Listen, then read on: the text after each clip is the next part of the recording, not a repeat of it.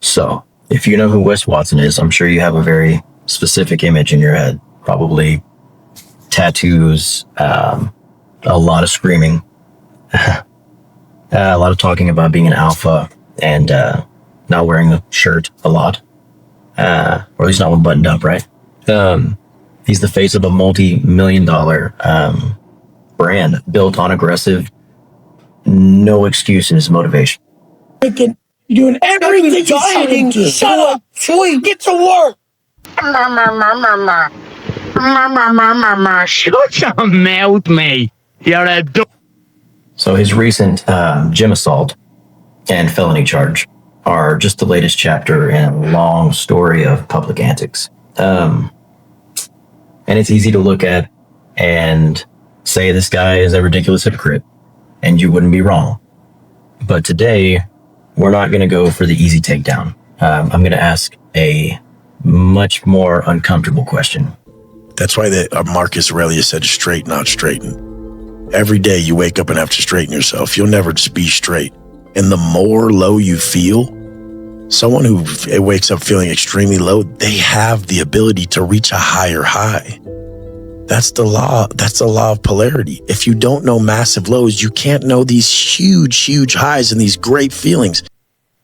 So that clip I played, when I heard it and I was doing the research for this video, I guess it's what changed the pace of it, because I was going to just kind of do a normal talking about his antics and about stuff going on, and it really resonated with me because I was like, who is this?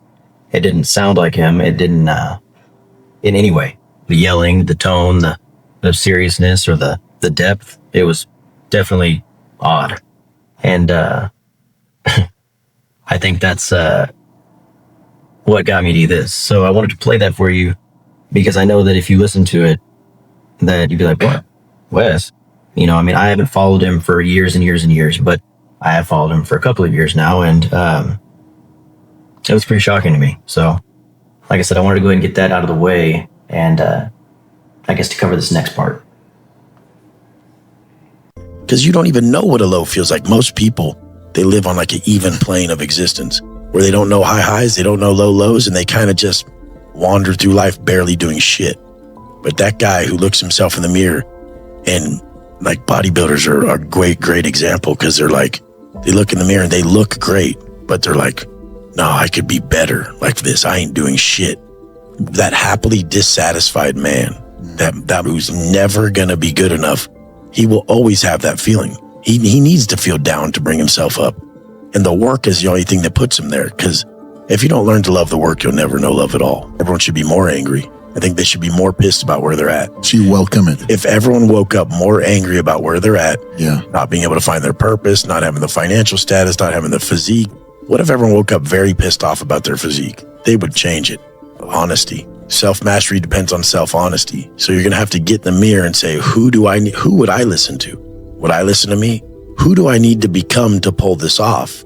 And that's why the 2:45 wake up is it's non-negotiable for me, because I need to be the most disciplined.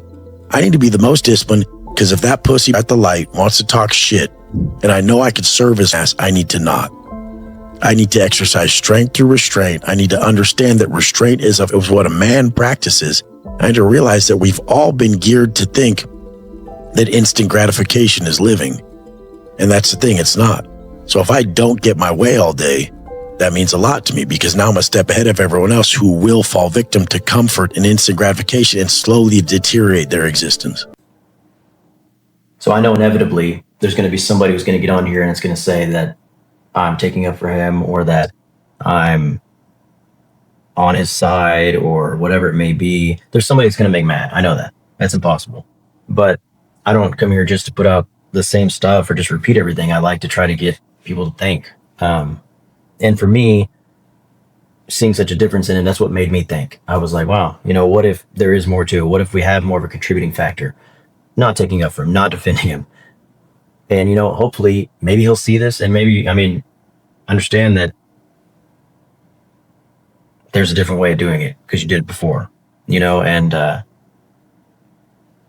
he's creating his own stress, he's creating his own drama, and the answer is still what he had in his original mindset before, which was self-control. Still there. All he has to do is go back and listen to his old videos. But anyway, like I said, somebody's going to be mad. Somebody's not going to like this. Somebody's going to tell me it's garbage or whatever it is. But if I can get some comments, if I can get some thought out of people, just to look at something a little bit differently for a moment, I'm not asking you to change your thoughts or stop watching the videos about, talking about him and all that. I mean, I still watch it. It's just food for thought. But what if the loud, aggressive, cartoonish guy that we see today exists because we ignored or didn't show as much attention to the one that used to have more of a thought process and used to actually, I seemed like, care more? What if we created this Wes Watson? So let's rewind the clock a little bit.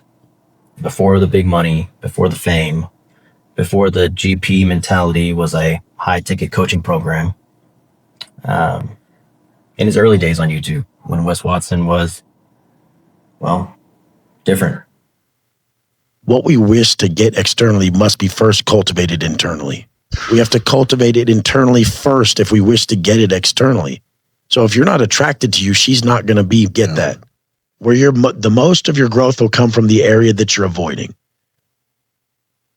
So back then, the core of his philosophy wasn't about being the loudest guy in the room.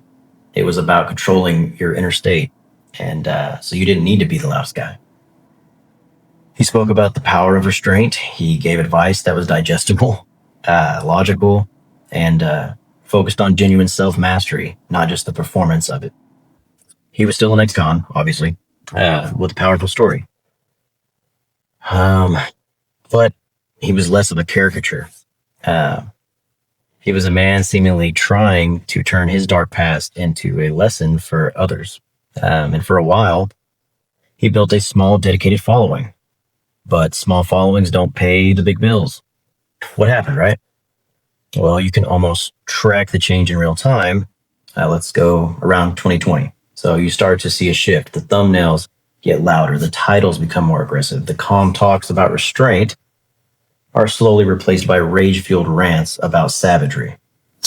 There's this fat dude trying to tell me that he'll give me his parking spot right now. Bro, I don't want anything to do with anything you're doing. You're such a fat, fairy-haired slob. They're so up in the head, they're probably all malignant too, and that sucks and all, but shit in your fucking face, you're fucking jacking off incessantly, you're fucking smoking weed, you're drinking, you're doing everything you shouldn't do. Fuck is the matter with you? What are you doing? But Wes, I've been dieting for like 3 months. The fuck up. You've been doing it a year? Shut the fuck up. I'll wait till everything's perfect and then I'll start posting. Motherfucker, fuck you, shut up. The price of procrastination is the life you could have fucking lived. Bitch! Fuck! It's because my childhood trauma and shut the fuck up! Shut up! Get to work!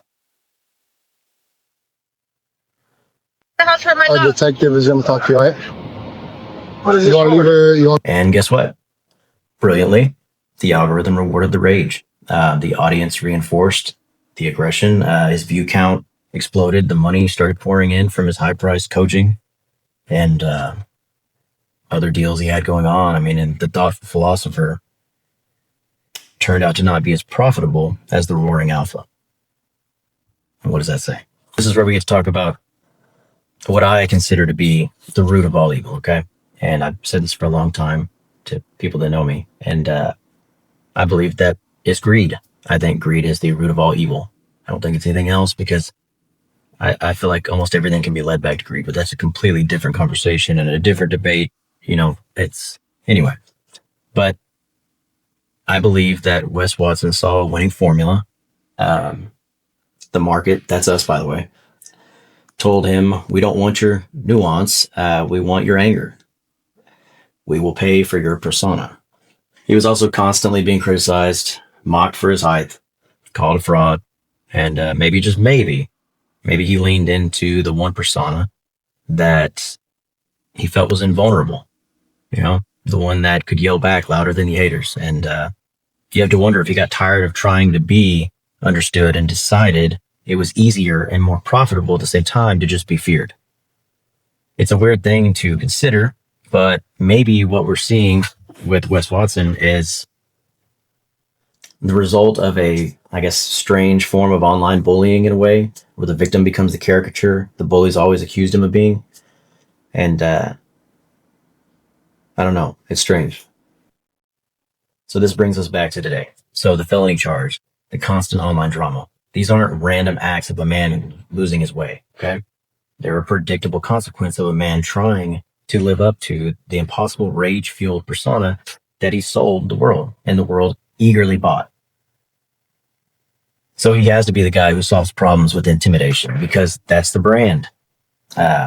He can't show weakness or restraint, because his audience paid for savagery.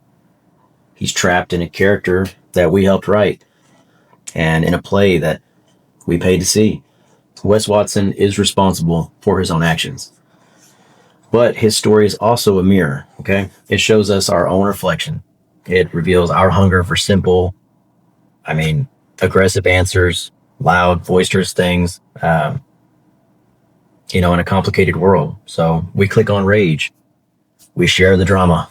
We tune in for it, We reward the loudest voice in the room and then act surprised when that voice says something destructive or does something crazy. So the easy thing to do is keep on going and try to cancel Wes Watson and move on to the next online train wreck. There's a lot of them.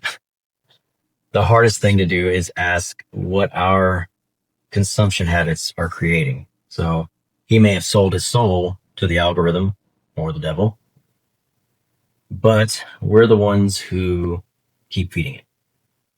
So I'd like to leave you with this thought. So are we, the audience, complicit in the downfall of creators like Wes Watson by financially and socially rewarding the persona over the person? Let me know your honest opinion in the comments. If you found this video valuable or interesting, I would appreciate it if you guys subscribe for more opinion-inducing content. And be sure to check out our ever-growing collection of videos, and we'll see you guys on the next one.